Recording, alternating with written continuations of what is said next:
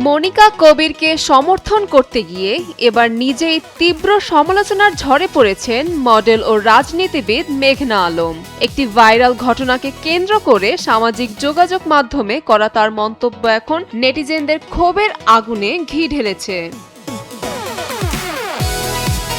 ঘটনার শুরু সেই ভাইরাল ভিডিওকে ঘিরে। বিষয়টি নিয়ে নিজের ফেসবুক হ্যান্ডেলে মন্তব্য করেন মেঘনা আলম। সেখানে তিনি মনিকা কবিরের পক্ষ নিয়ে কথা বলতে গিয়ে এমন কিছু কটূক্তিমূলক ও অশালীন ভাষা ব্যবহার করেন যা অনেকের কাছে অত্যন্ত আপত্তিকর বলে মনে হয়েছে।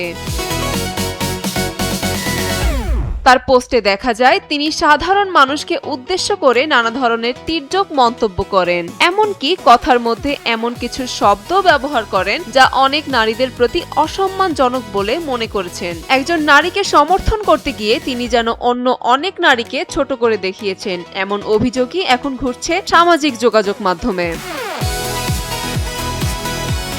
তিনি লেখেন, যেই দেশে পাবলিক প্লেসে সারা জীবন মহিলারা হেনস্থা হয়ে বড় হয়েছে, যারা ঘর থেকে বের হয় না বা বোরখা পরে আড়াল করে বের হয় যাতে কেউ ভিকটিমকে চিনতে না পারে, অন্যায়ের প্রতিবাদ না করে চুপ থাকে কারণ ভিকটিমের দাম কমে যাবে, এরকম দেশে সামান্য ধাক্কার জন্য রিয়্যাক্ট করবে, এটা তো অবাক লাগবেই। মনিকা প্রতিবাদ করে ঝেড়ে ফেলেছে, তাই বাঙ্গ পুরুষদের হেনস্থা হয়ে অভ্যস্ত বাঙ্গু নারীদের ভালো লাগেনি।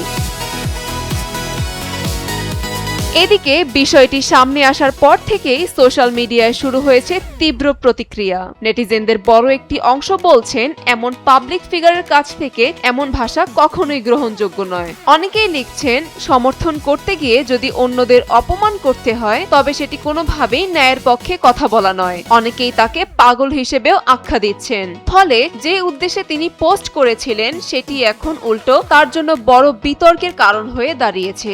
নেটিজেনদের মতে দায়িত্বশীল অবস্থানে থেকে এমন ভাষা ব্যবহার করা শুধু অনুচিতই নয়, বরং তা সমাজে নেতিবাচক বার্তাও ছড়ায়।